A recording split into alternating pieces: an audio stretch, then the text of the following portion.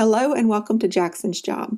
Today we're going to make peanut butter muffins with and without chocolate chips. My friends, this recipe is a little unique. I'm asking for your help to finish it. This was the last recipe I was working on with Jackson, and unfortunately I just can't seem to get it right. Miss Emma gave me the brilliant idea to share it with you as it is and ask for help along the way. The first thing you want to do is preheat your oven to 375 degrees Fahrenheit or 190 degrees Celsius. Then I recommend you use a muffin tin with liners. Even though liners are not needed, I have found when you just use the muffin tin, you tend to get more browning along the muffins and they can dry out faster. Set this aside and now let's put together our dry ingredients. In a large bowl we have some plain ordinary all-purpose flour, 2 cups or 300 grams. When I weigh out flour, it's 150 grams on average per cup. To the flour, we're going to add in some sweetness.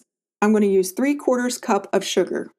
That's 150 grams. I have tried between 1/2 to 1 cup of sugar, 100 to 200 grams, but I have found that a half a cup isn't quite enough and a whole cup is way too sweet for this recipe. To that, I'm going to use 1 teaspoon of baking powder, that's 4 grams, and then 1 teaspoon of baking soda, that is 3 grams, and also a little bit of flavoring from some salt, 1/2 teaspoon of salt, 2.5 grams. Now you could use all baking powder for this recipe. You would just substitute it for 2 teaspoons or 8 grams. However, I found the baking soda helps with the browning, especially if you go light on the sugar. Also, baking powder is kind of expensive, so I like to use baking soda whenever possible because it is pennies in comparison. Stir this together and set it aside. Now don't worry if you make a mess along the way. You can clean it up easily. I make messes all the time, case in point. Now in a medium bowl, we're going to mix up some more ingredients. I'm going to start out with some peanut butter. I like to use creamy, but I think crunchy would work well here, but I just haven't tried it out. You will need 3/4 cup of peanut butter, that's 192 grams. I recommend that you weigh out peanut butter whenever possible. Too little and you don't taste the peanut butter at all. Too much and the muffins become very claggy tasting. I have tried between half a cup, 128 grams, up to a whole cup, which is about 256 grams. I can't seem to find a happy medium. Now we're going to add in some oil. I'm using 1/4 cup of oil, that's 60 milliliters, and you can use any type of cooking oil that you prefer. I used to recommend using olive oil whenever possible in recipes, but I've found it is not cost effective and you should use whatever oil you can afford. Just make sure it's cooking oil. You want to slowly add in the oil as you stir. As you add in the oil, it will really thin that peanut butter out. If you are wanting to experiment with this recipe, we've tried up to a half a cup of oil, 120 milliliters, but beyond a third of a cup, about 80 milliliters, we have found the batter tends to become clumpy, separates into this greasy mess, and at the end result, you have this dense muffin that almost tastes completely wet in the center even when it's dry. So look how thin it is with just the oil, and now we're going to add in 2 large eggs, 100 grams. I really like the chemistry behind the peanut butter. When you add in the oil, it thins out really nicely, but when you add in a liquid ingredient like eggs or milk, it tends to thicken quite a bit.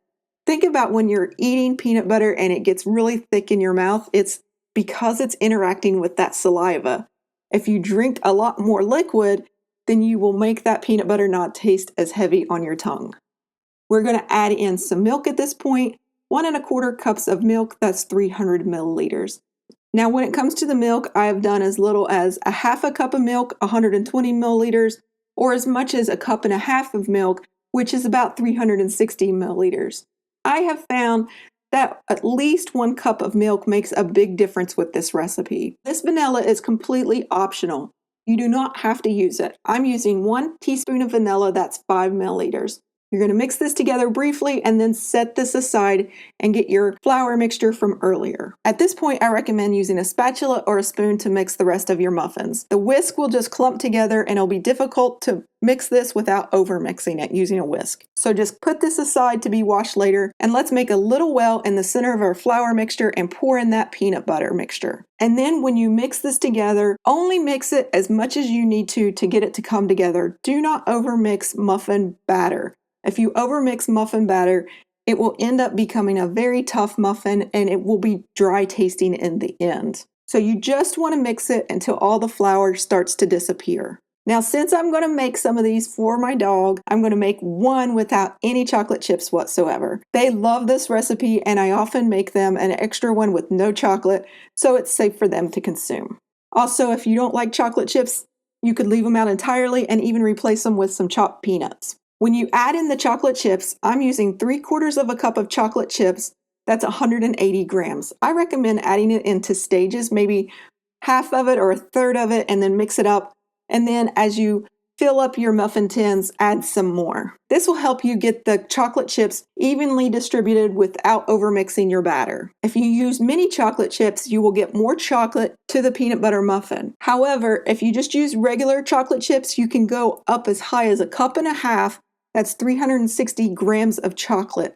Any more than that, the muffins become gooey and they may not ever bake properly. And honestly, I didn't like it with a lot of chocolate. But other people really love chocolate, so feel free to experiment here. You're going to divide this batter as evenly possible into each muffin tin. It's going to be roughly 1/4 cup of batter into each one. That's about 60 milliliters worth. Then you're going to take them and you're going to bake them in your preheated oven 18 to 24 minutes or until the center comes out clean and it reaches 200 degrees Fahrenheit. That's 93 to 99 degrees Celsius. Now, before you move these from the tin, you want to wait 5 to 10 minutes and then remove them. The oil in the peanut butter is very hot along with that chocolate, and you will get burned if you move them too quickly. You may be asking, why am I even showing these with the least amount of chocolate chips? Well, one, you get to see what it is firsthand without having to do it yourself. And number two, this is the last appearance Jackson makes in any of my videos. You only get to see a glimpse of him. He's just in the background, waiting for his specially made peanut butter muffin without any chocolate. And he really did enjoy this recipe, but it's just not right. Thank you guys for helping me fix Jackson's last recipe. I really would appreciate some feedback on how it tastes to you or if you think it needs improvement. Honestly, I just can't seem to move forward, and I do want to give more videos on helping you guys perfect those macarons, get really nice tasting bread, and all the other questions you've been asking me, like how to cream butter and sugar. I'm really sorry that it's been taking so long for me to get more videos out there, but my health has just deteriorated since I have lost him, and I am struggling to slowly get back to where I was. Life will never be the same, and Jackson's job will never be done with the help of every one of you. Emma, thank you for this lovely idea. I hope that you enjoy the recipe as it is, and if not, I know that you personally can fix it because you make some beautiful baked goods. I hope you guys enjoyed this recipe. Thank you for sticking around with me, and as always, happy baking.